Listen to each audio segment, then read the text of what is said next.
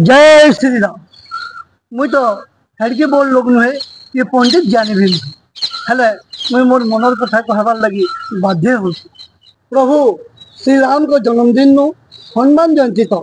भक्ति और शक्ति प्रदर्शन करमा बोली सबुआडे स्लोगान दिया चली आ गोटे सनातनी हिसाब से आम से कहबार कथा हेले भक्ति और शक्ति संगे त्याग और समर्पण का भी नारा लगाबार कथा सभे दह दह जानी हम रोहिंग्या बांग्लादेशी और पाकिस्तानी समर्थक माने आमर मंदिर मान रखे ठेला मान को सेव संतरा अंगूर कदली बिकुछ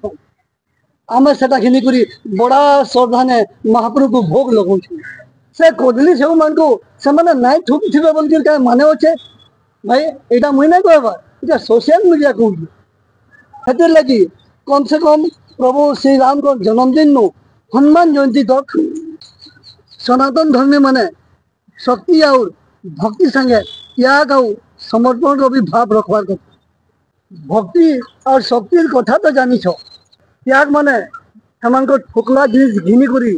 महाप्रभु के भोग नहीं लगाबार कथा समर्पण माने सनातन धर्म लगी निचु निजे समर्पित कर देबार कथा। जय श्री राम जय श्री राम।